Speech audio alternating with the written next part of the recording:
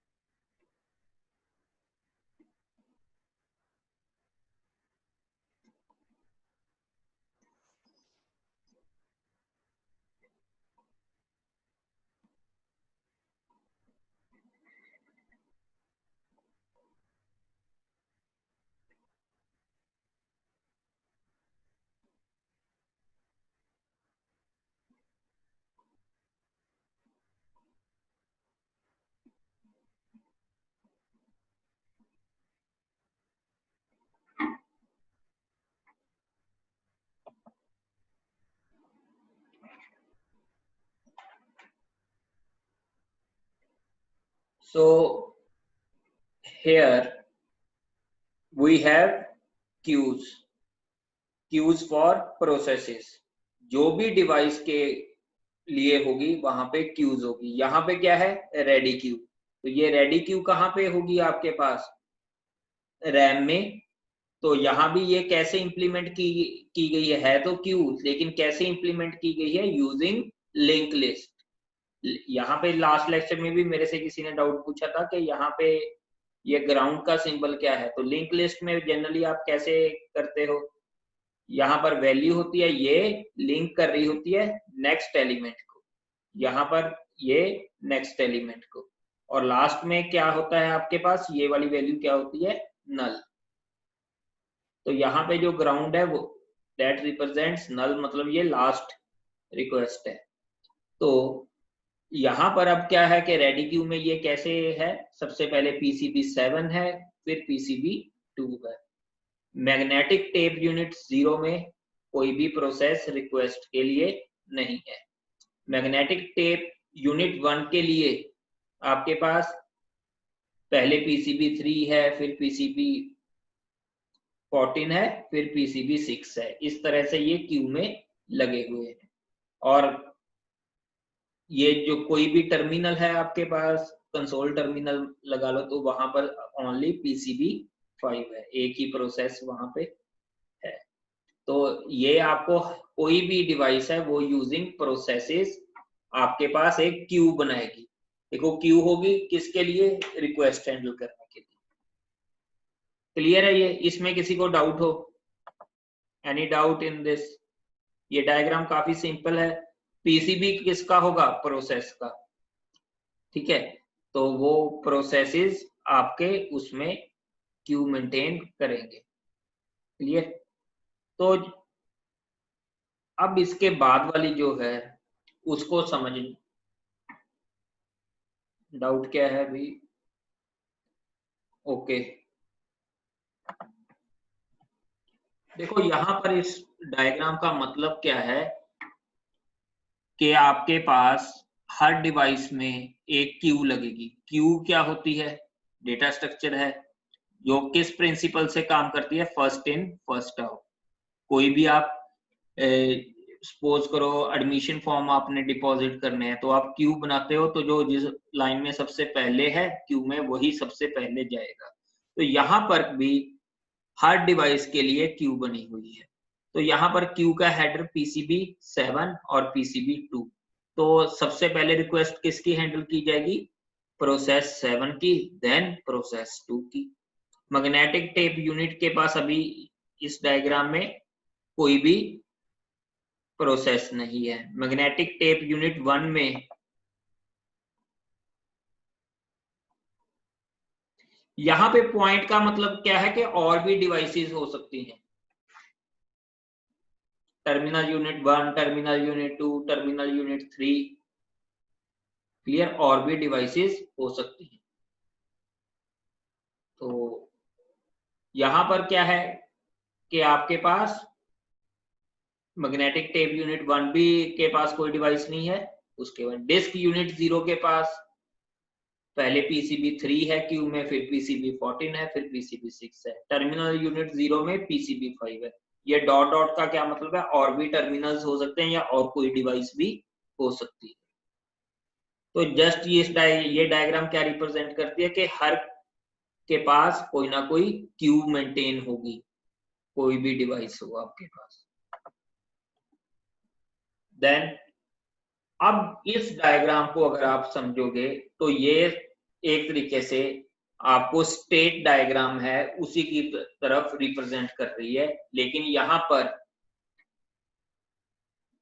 ये जो है ये क्या है आपके पास रेक्टेंगुलर फॉर्म में क्यूज, और ये ओवल फॉर्म में क्या है, कोई एक्शन या एक्टिविटी होना।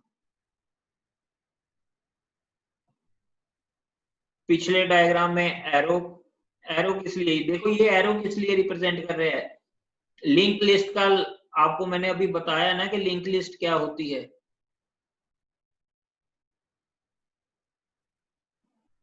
डिस्क यूनिट 0, हाँ जी, ये टेल वाला किसको रिप्रेजेंट कर रहा है कि ये लास्ट एलिमेंट है। टेल किसको रिप्रेजेंट करता है कि ये लास्ट एलिमेंट है। जो लास्ट एलिमेंट है वो किसी को पॉइंट नहीं करेगा, वो कहां पॉइंट करता है, नल को। हेड किसको पॉइंट करता है, पीसीबी उसको। क्लियर।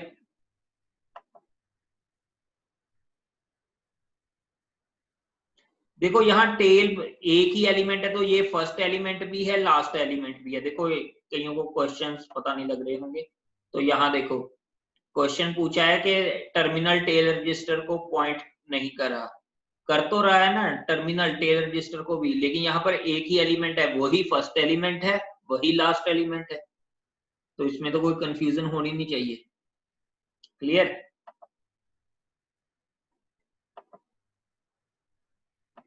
हाँ जी, और किसी को कोई डाउट। अब इस डायग्राम में ये डायग्राम ज्यादा इंपॉर्टेंट है, तो इसको अगर आप स्टेट डायग्राम से के तरह से आप देखोगे तो यहाँ पर जो रेक्टेंगल्स में है वो क्यूज हैं एक तरीके से, ठीक है, और जो ओवल शेप में है वहां पे कोई ना कोई एक्टिविटी अकर हुई है। अब रेडी क्यू से अगर सीधा जाएगा वो सीपीयू, सीपीयू के पास कौन सी स्टेट होती है, रनिंग स्टेट। अगर तो एग्जीक्यूट हो गया फिर तो यहां से टर्मिनेट हो जाएगा, वरना अगर इनपुट आउटपुट की रिक्वेस्ट आई, ठीक है, इनपुट आउटपुट रिक्वेस्ट की ये क्यू बनी, फिर इनपुट आउटपुट डिवाइस के पास गया। देन अगर time slice expired, time slice expired मतलब कोई क्वांटम उसका एक्सपायर हो गया, क्लियर, तो उसके पास क्या हुआ, ये टाइम स्लाइस एक्सपायर हुआ और सीधा कहां गया, रेडी क्यू में। क्लियर।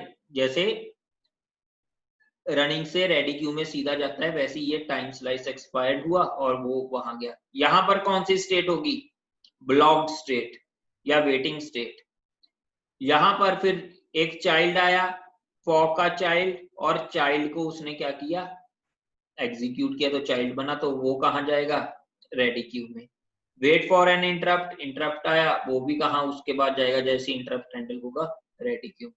अगेन ये एक तरीके से जो आपके पास स्टेट डायग्राम थी उसकी उसका ही ये रिप्रेजेंटेशन अलग फॉर्म में है। इसमें किसी को कोई प्रॉब्लम हो किसी स्टेप में, देखो सारी, अगर इसको स्ट्रेट डायग्राम ये वाली क्लियर है उसको इसमें प्रॉब्लम नहीं होनी चाहिए। अगर ये एक तरीके से उसी की रिप्रेजेंटेशन है, सेम ही है, बस थोड़ा एक्सप्लेन किया हुआ है।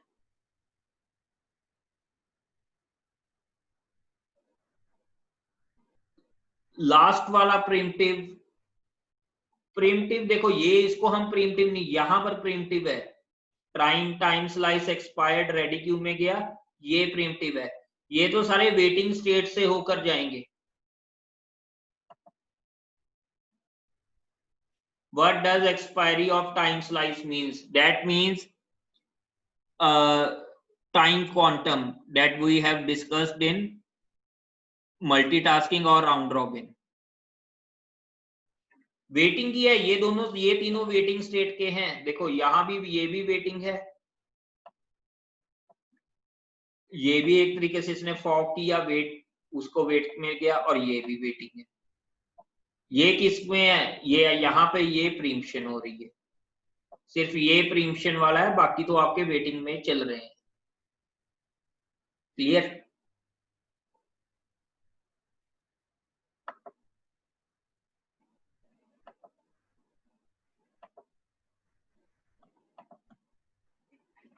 हाँ जी, ये वैसे मैंने आपको एक्सप्लेन किया हुआ है सारा कुछ।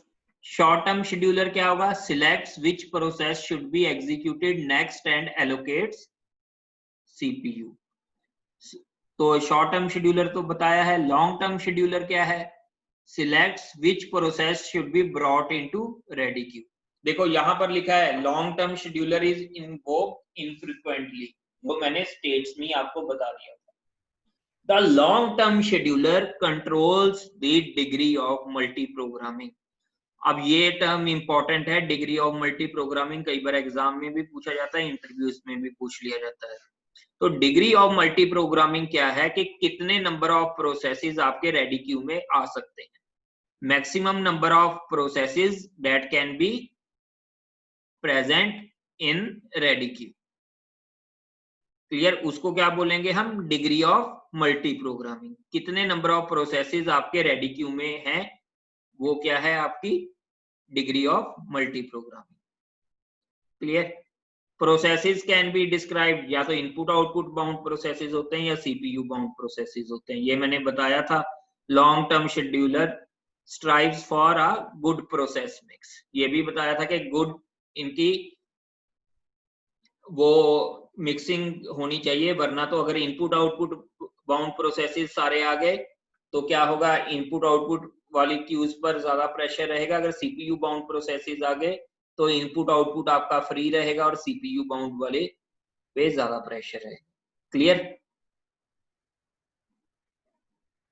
ये देखो मीडियम टर्म शेड्यूलर, इसको ध्यान से देखो, मैं एक्सप्लेन कर चुका हूं।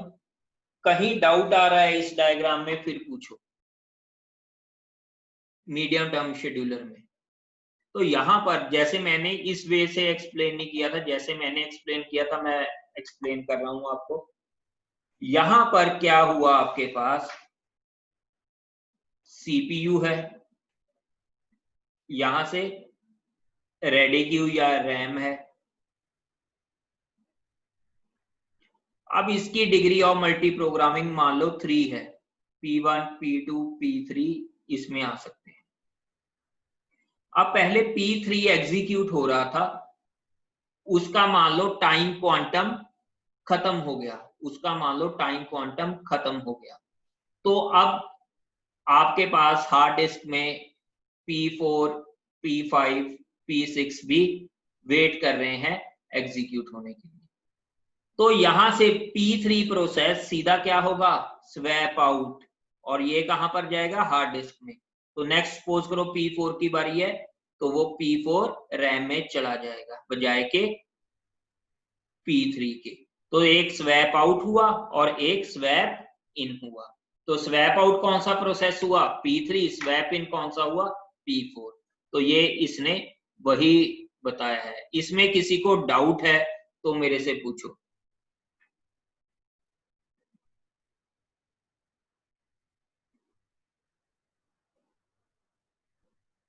ये बताया हुआ है ना एक्चुअल में, जब वो प्रोसेसर किसी प्रोसेस को एग्जीक्यूट कर रहा है, कर तो वो रैम से ही रहा है ना, प्रोसेसर उसके पास गया हुआ है, तो आप सीधा एक तरीके से सीपीयू, मतलब के सीपीयू के पास है वो। स्वैप आउट का मतलब क्या है कि रेडी क्यू से वो प्रोसेस रनिंग स्टेट में आ गया सीपीयू के पास, तो लेकिन वो था तो अभी रैम में ना, वो रैम से निकल के बाहर चला गया hard disk. Clear? Degree of multi programming. तो यहां पर क्या हुआ? रेडी क्यू से प्रोसेसर के पास गया, उसका टाइम क्वांटम प्रोसेसिंग का पूरा हुआ तो वो रेडी क्यू से उसने बाहर निकाल दिया और कहां पर गया वो, हार्ड डिस्क के पास। यहां पर देख रहे हो, अब जैसे टाइम क्वांटम खत्म हुआ तो पूरा नहीं हुआ, तो वो उसको हम क्या बोलेंगे, partial executed swap out processes. Clear? हाँ जी, किसी को इसमें डाउट हो?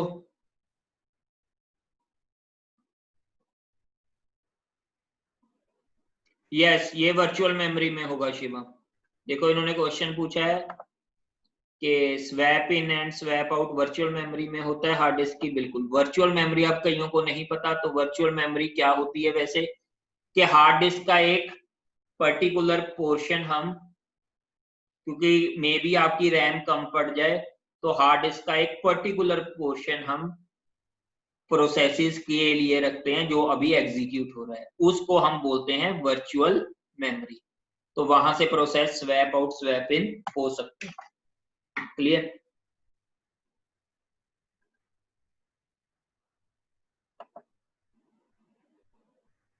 सो ये कॉन्टेक्स्ट स्विच की बात होगी। When CPU switches to another process the system must save the state of old process and load the save state of new process via context switch. ये हम कर चुके हैं। कहां पर किया था हमने? इस डायग्राम में। क्लियर? तो कॉन्टेक्स्ट कहां पर सेव होता है प्रोसेस का? पीसीबी में। वो तो पहले सारी इंफॉर्मेशन कहां पर सेव होगी? पीसीबी में। क्लियर? तो ये उसी को बता रही है बात। क्लियर? अब यहाँ पे देखो, जो आगे का टॉपिक है वो रिप्रेजेंट करता है फॉक सिस्टम कॉल को। तो ये आप एक बार देख लेना। इसको मैं बता देता हूं कि ये क्या है। जो इनिट प्रोसेस है, जो सबसे पहले आपका कोई भी प्रोसेस जैसी लॉगिन करोगे स्टार्ट होगा, वो कौन सा प्रोसेस होगा? इनिट। वो प्रोसेस कौन सा होगा? Init process. उसकी आईडी कितनी है? 1। ये क्या है? के थ्रेड। ये कर्नल का थ्रेड है। जो भी आपका स्टार्ट हो जाएगा, जैसे ही आपके अभी यूजर मोड में आप आने से पहले जैसी सिस्टम बूट कर रहे हो, तो कर्नल थ्रेड भी स्टार्ट हो जाएगा। लेकिन एक बात नोट करनी है कि जो कर्नल, चाहे इन्होंने इस ट्री में इसको ऐसे दिखाया है, लेकिन कर्नल थ्रेड इनिट का चाइल्ड प्रोसेस नहीं है। कर्नल थ्रेड इनिट का चाइल्ड प्रोसेस नहीं है। इसके पेरेंट की आईडी 0 होगी, ना कि 1।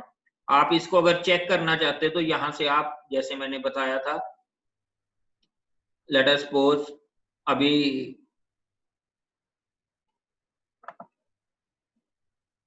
ये है ना, देखो ये तो हो गया इनिट प्रोसेस की स्टेटस की इंफॉर्मेशन। अगर आपने चेक करनी है तो यहाँ पे जाके आप चेक कर सकते हो। तो ये रही स्टेटस की, इसकी आईडी देखो, आईडी 1 है और पेरेंट की आईडी 0 है। मतलब इसका कोई पेरेंट एग्जिस्ट ही नहीं करेगा इसकी, क्योंकि 0 नाम का कोई भी प्रोसेस नहीं हो। ये खुद ही अपने आप बना हुआ प्रोसेस है, जो सबसे पहला प्रोसेस है। क्लियर? अब ऐसी अगर आप सेकंड जिसकी आईडी है उसको चेक करोगे, उसकी स्टेटस इंफॉर्मेशन, प्रोसेस आईडी 2 किसकी है? के थ्रेड की। तो उसका अगर स्टेटस की इंफॉर्मेशन आप यहां पर देखोगे, तो इसकी भी प्रोसेस आईडी 2 है और इसकी पेरेंट आईडी कितनी है? 0। तो डायग्राम के ट्री से आप प्लीज इसको ये मत सोचना कि ये सारे इसके चाइल्ड प्रोसेस है। मतलब सबसे पहले तो इनिट प्रोसेस होगा और उसके बाद के थ्रेड स्टार्ट हो जाएगा यूजर प्रोग्राम से पहले। क्लियर?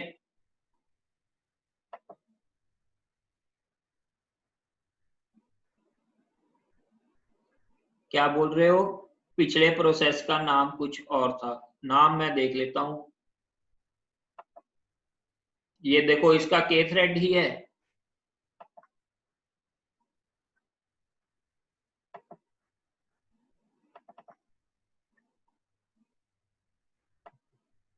इसमें स्टेटस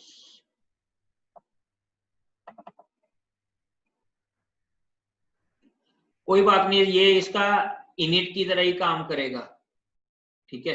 अगर नाम अलग है कोई बात नहीं, ये इसका इनिट की तरह ही काम करेगा। क्लियर? जो प्रोसेस उसको इसने नाम दिया हुआ है इसमें सिस्टम ईडी, लेकिन ये इसका इनिट की तरह ही काम करेगा।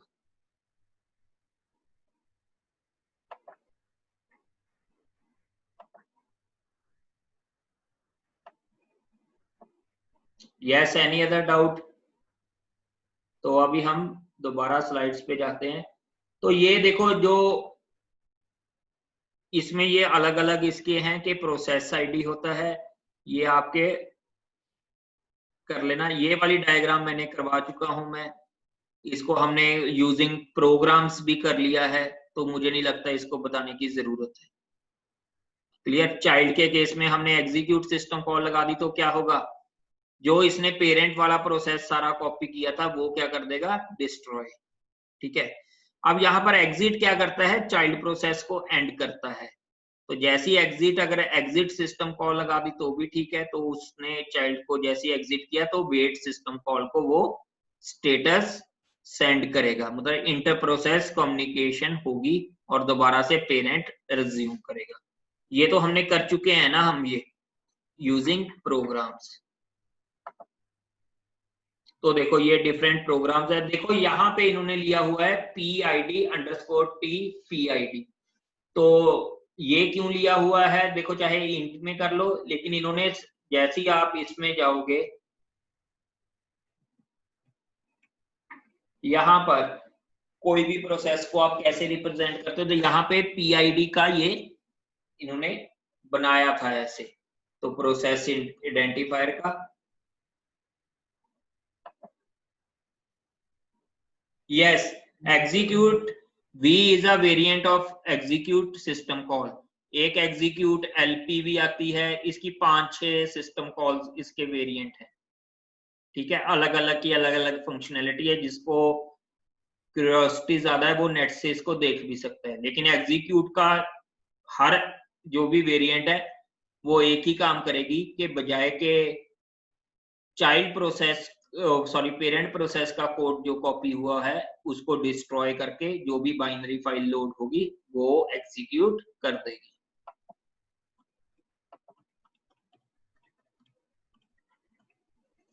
ठीक है, ये विंडोज वाला तो वैसे नहीं। देखो एक अबॉर्ट सिस्टम कॉल है, ये किस लिए होती है कि कोई चाइल्ड है उसको अबॉर्ट कर दिया, मतलब उसको खत्म कर दिया।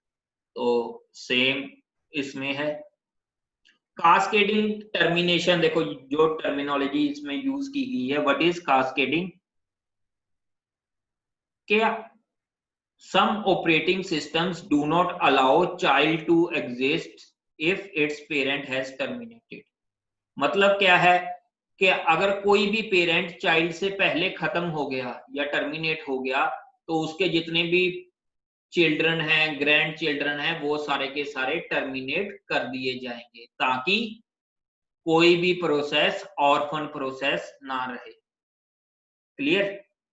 ये हमने करके रखा हुआ है, इसको तो काफी डिटेल में कर दिया। If no parent waiting zombie, if parent terminated without waiting the process is called orphan। ये दोनों लाइनें यहाँ पर कंफ्यूजिंग है, लेकिन ये पूरी नहीं है। हमने यूजिंग प्रोग्राम्स इसको अच्छे तरीके से समझा था कि ज़ॉम्बी क्या है और ऑर्फन क्या है, तो इसको तो काफी डिटेल से हम कर चुके हैं। ठीक है, अब जो भी आपके पास ये इंटर प्रोसेस कम्युनिकेशन और थ्रेड्स हम प्रोसेस शेड्यूलिंग के बाद करेंगे।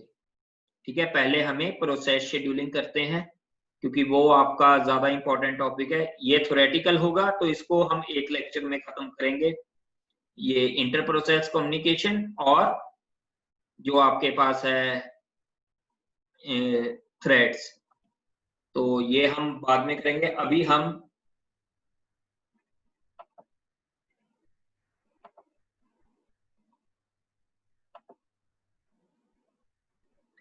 Galvin slides, देखो अब हमारा न्यूमेरिकल्स ही न्यूमेरिकल्स होंगे। जो नेक्स्ट आपका है उसको प्लीज मिस मत करना। तो यहाँ पे हम न्यूमेरिकल्स ही न्यूमेरिकल्स करेंगे। तो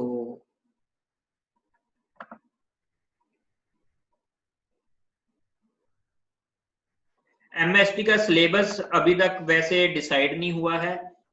इस बुक के हिसाब से आपके पास देखो फर्स्ट 2 चैप्टर्स, सॉरी, आपके पास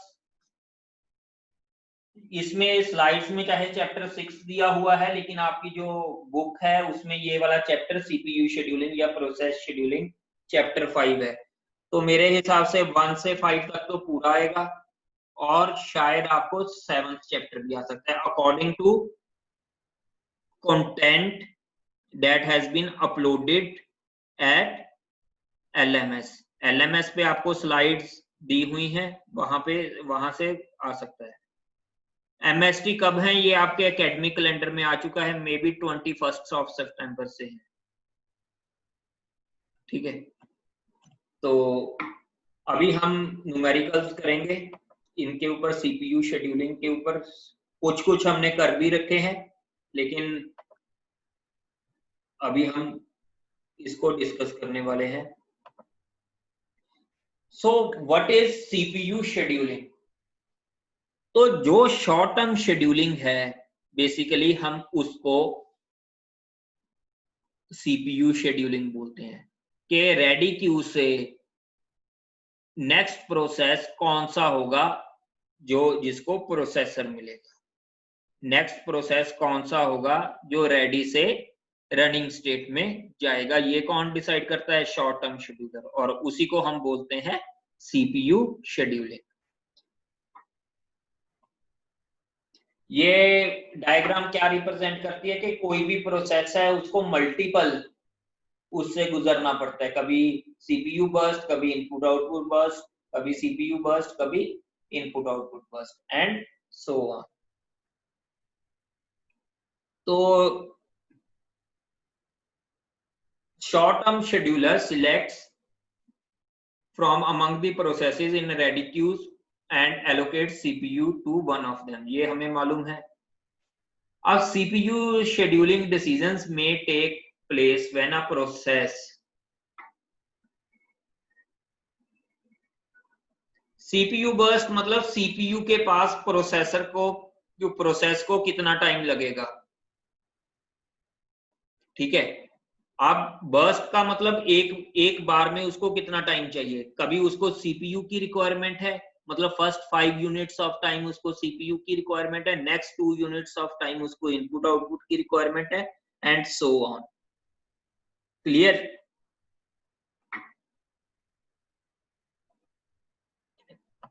एक हमने न्यूमेरिकल भी किया था ना कि फर्स्ट 10% ऑफ टाइम उसको इनपुट आउटपुट की रिक्वायरमेंट है, फिर 70% उसको सीपीयू की रिक्वायरमेंट है। वहां पे वो क्या है, इनपुट आउटपुट की रिक्वायरमेंट है फर्स्ट 10% ऑफ टाइम, मतलब इनपुट आउटपुट बर्स्ट। अब यहाँ पे switches from running to waiting state, CPU scheduling कब हो सकती है आपके पास? एक प्रोसेस जो रनिंग से वेटिंग स्टेट में चला गया, तो अब तब सीपीयू क्या हो जाएगा? आइडल। तो कोई दूसरा प्रोसेस सीपीयू के पास आएगा, तो शॉर्ट टर्म शेड्यूलर को फिर डिसीजन लेना पड़ेगा कि कौन सा नेक्स्ट प्रोसेस एग्जीक्यूट होने के लिए है। Switches from running to ready state, उसका टाइम क्वांटम पूरा हुआ या प्रीम्प्ट हुआ, तो वो रनिंग से रेडी स्टेट में गया, तो उसको आना पड़ेगा। Switches from waiting to ready, switches from waiting to ready, जब वेट से रेडी स्टेट में चला गया, तब भी आपके पास शॉर्ट टर्म शेड्यूलर को डिसीजन लेना पड़ सकता है। वो कब लेना पड़ेगा वो मैं बताऊंगा। Fourth one is terminate. अब यहाँ पर इन चारों को मैं एक्सप्लेन करने वाला हूं।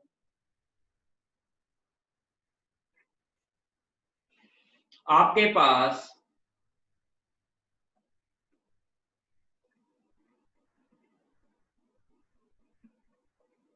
P1, P2, P3, 3 प्रोसेसेस थे और सीपीयू था। मान लो P3 इसके ऊपर एग्जीक्यूट कर रहा था और उसके बाद इसको एकदम से P3 को इनपुट आउटपुट की रिक्वायरमेंट पड़ी, तो ये अपनी एग्जीक्यूशन छोड़ेगा अपनी मर्जी से और किस स्टेट में जाएगा? इनपुट आउटपुट के लिए वेटिंग स्टेट में। तब P1 और P2, क्योंकि फिर क्या होगा? सीपीयू आइडल हो जाएगा, फिर कौन सा प्रोसेस सीपीयू के पास जाए? तो उसके लिए आपको शॉर्ट टर्म शेड्यूलर को डिसीजन लेना पड़ेगा कि कौन सा प्रोसेस जाए। वो किसके बेस पे लेगा? शेड्यूलिंग एल्गोरिथम के बेस पे। तो फर्स्ट पॉइंट क्लियर है अभी सबको इसमें जो लिखा है? हाँ जी, फर्स्ट पॉइंट क्लियर है? अगर क्लियर है तो हम सेकंड पॉइंट को देखते हैं। अब सेकंड पॉइंट में क्या है कि switches from running to ready state. Second point क्या है? Switches from running to ready state. अब इसमें क्या होगा कि आपका प्रोसेस पहले रन कर रहा था, फिर ठीक है, यहां पर प्रोसेस है P1, P2, P3। अब P3 मान लो पहले रन कर रहा था, अब आपने बोल दिया कि इसका टाइम क्वांटम पूरा हो गया, तो ये दोबारा से किस में आ गया? रेडी में, और P2 को एग्जीक्यूशन के लिए भेज दिया जो नेक्स्ट प्रोसेस था। तो तब भी क्या होगा? शॉर्ट टर्म शेड्यूलर को नेक्स्ट डिसाइड तो करना पड़ा ना कि P2 कौन जाएगा, P1 जाएगा या P2 जाएगा। ठीक है, अब थर्ड स्टेप कौन सा है?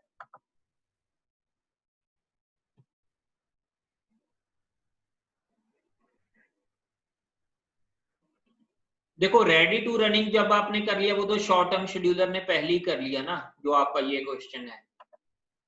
हम हमेशा रेडी टू रनिंग में ही शॉर्ट टर्म शेड्यूलर को यूज करेंगे, वो तो ऑब्वियस बात है कि कोई प्रोसेस शॉर्ट टर्म शेड्यूलर का मतलब क्या है कि रेडी क्यू में आपके 4 प्रोसेसेस पहले से पड़े हैं, तो उनमें से नेक्स्ट प्रोसेस कौन सा रन होगा।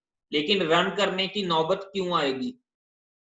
उसको जो पहले जब कोई प्रोसेस प्रिंट होगा या वो एग्जीक्यूट होके टर्मिनेट हो चुका होगा, तब उसकी बारी आएगी। ठीक है, तो third one is switches from waiting to ready. अब क्या हुआ, ये पॉइंट थोड़ा सा अभी समझना आपको मुश्किल होगा, जब हम प्रायोरिटी बेस्ड शेड्यूलिंग एल्गोरिदम करेंगे वहां समझ में आएगा। इसका मतलब क्या है कि कोई प्रोसेस अभी इनपुट आउटपुट में वेटिंग स्टेट में था, मान लो वो रेडी क्यू में आ गया, रेडी स्टेट में, और उसकी उस प्रोसेस की जो P1 प्रोसेस था, अभी P3 एग्जीक्यूट हो रहा था, तो जो P1 प्रोसेस था उसकी प्रायोरिटी सबसे ज्यादा थी, तो ऑपरेटिंग सिस्टम क्या करेगा? P1 को प्रोसेसर देगा और P3 से छीन लेगा। तो उस केस में आपको शेड्यूलिंग एल्गोरिदम की रिक्वायरमेंट पड़ेगी। ठीक है, नेक्स्ट इज टर्मिनेट्स। ये तो मैंने बता ही दिया कि जब कोई प्रोसेस टर्मिनेट ही हो गया एग्जीक्यूट होके, तब उसको जरूरत है। थर्ड समझ में नहीं आया? थर्ड को हम अगर देखो, ये वाला जो थर्ड पॉइंट है इसको समझो दोबारा, अगर नहीं समझ में आया तो प्रायोरिटी बेस्ड शेड्यूलिंग एल्गोरिदम में समझ में आएगा। मान लो यार आपका P1 प्रोसेस एग्जीक्यूट हो रहा है सीपीयू के पास, और P2 प्रोसेस ब्लॉक्ड स्टेट में है या वेटिंग स्टेट में है, लेकिन P2 प्रोसेस की जो प्रायोरिटी है ऑपरेटिंग सिस्टम के लिए वो P1 से ज्यादा है। अब ये इसको जो भी इनपुट आउटपुट की रिक्वायरमेंट थी वो पूरी होगी, और ये कहाँ आ गया? रेडी स्टेट में। तो जैसी कोई प्रोसेस रेडी स्टेट में आ गया, मान लो P2 में, तो अब इसको देखना पड़ेगा ना क्या P2 की प्रायोरिटी इससे P1 से ज्यादा है। अगर ज्यादा है तो ये इसको प्रीम्प्ट कर देगा। वो तो आपके शेड्यूलिंग एल्गोरिदम की तब रिक्वायरमेंट पड़गी ना। शायद समझ में आ गया हो, अगर नहीं समझ में आया तो कोई बात नहीं, हम जब प्रायोरिटी बेस्ड शेड्यूलिंग करेंगे तब आपको और ज्यादा समझ में आ जाएगा। पी, ये फोर्थ कंडीशन तो क्लियर है। Second, switches from running to ready state. हाँ जी, रनिंग टू रेडी स्टेट में कब जाएगा? सॉरी, दूसरी उसमें था।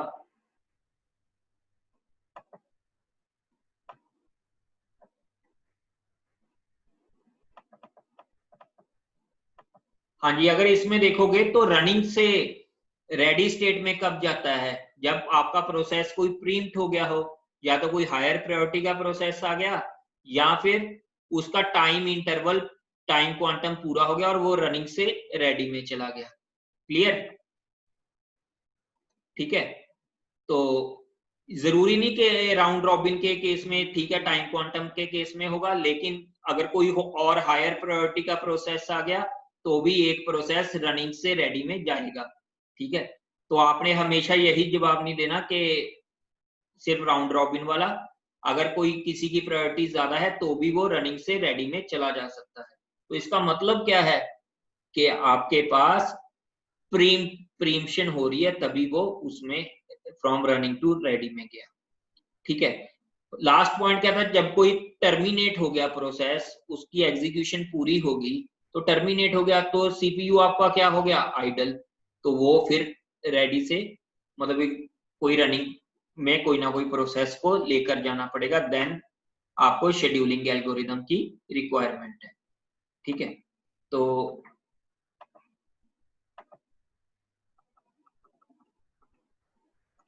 अब यहां पे ये मुझे, हाँ यही है, तो यहां पे अब scheduling under 1 and 4 is non preemptive. ये तो नॉन प्रीम्प्टिव है ना, ये तो सभी को पता होगी कि जब वो running switches from running to waiting state, ठीक है, तो ये क्या है? अपनी मर्जी से वो रनिंग से वेटिंग स्टेट में जा रहा है, तो वो क्या है? नॉन प्रीम्प्टिव। जब प्रोसेस आपका टर्मिनेट ही हो गया तो फिर भी वो नॉन प्रीम्प्टिव है। All other kinds of scheduling is preemptive. तो सेकंड एंड थर्ड प्रीम्प्टिव क्यों है, ये सभी को क्लियर हुआ कि सेकंड एंड थर्ड प्रीम्प्टिव है? क्लियर? या तो उसका टाइम पूरा हो गया तो वो चला गया, या फिर यस, शेड्यूलिंग एल्गोरिदम तो शॉर्ट टर्म शेड्यूलर का ही होगा अर्पित। शेड्यूलिंग एल्गोरिदम तो शॉर्ट टर्म शेड्यूलर का ही होगा, क्योंकि उसी ने डिसाइड करना है कि रेडी से रनिंग में कौन करेगा। क्लियर? तो ये होगी आपकी बेसिक्स। तो आगे डिस्पैचर मैं बता चुका हूं कि dispatcher module gives control of the CPU to the process selected by the short term scheduler. Clear? ये आपको मैं बता चुका हूं। तो अब ये पैरामीटर्स हैं, इनका क्या मतलब है ये समझ लो। सीपीयू यूटिलाइजेशन,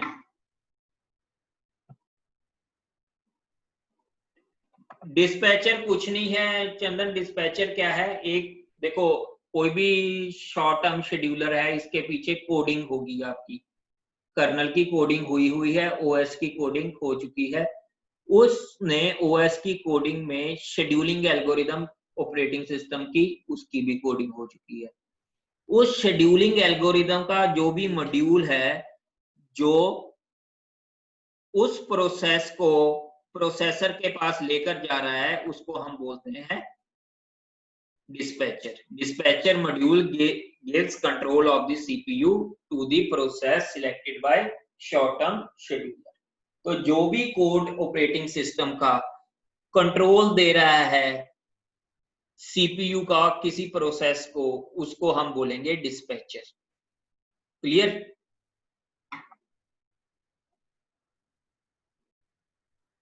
तो नेक्स्ट जो पॉइंट है,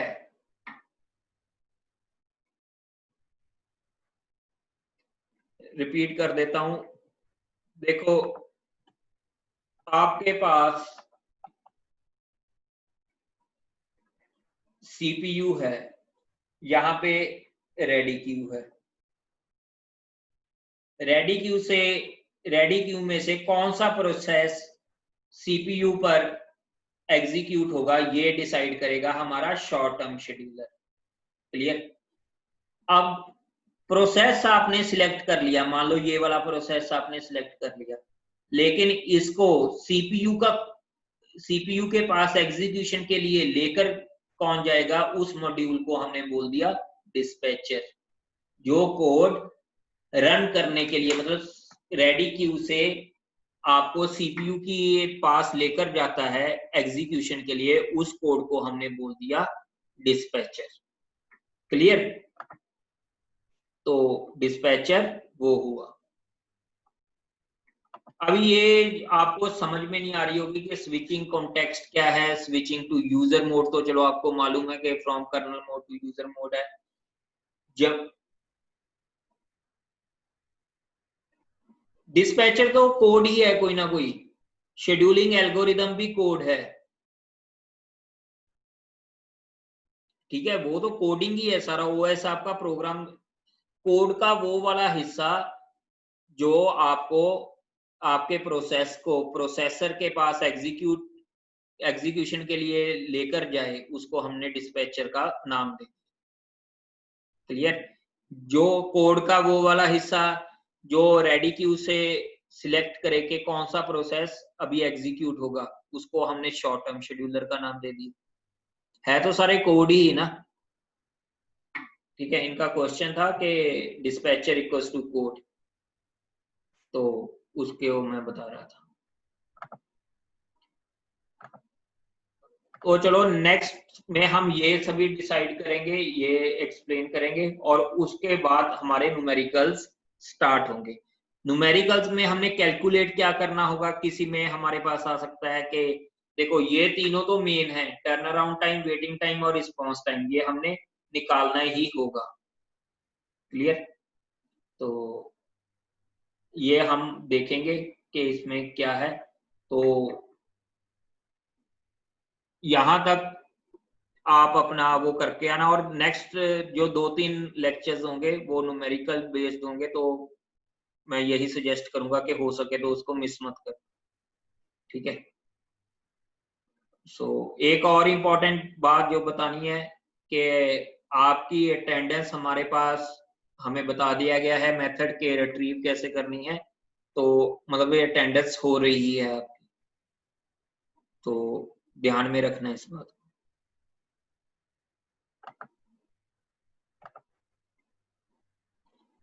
ये जूम के थ्रू ही, जूम ऐप के थ्रू आपका स्टेटस पता चल जाता है कि किसने अटेंड किया है, कितने टाइम के लिए किया है, तो वैसे हो पा रही है।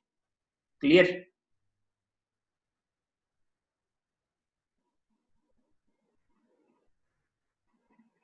नहीं, LMS जरूरी नहीं है, सिंपली आप जो जूम पे लॉगिन कर लेते हो वो आपकी अटेंडेंस है।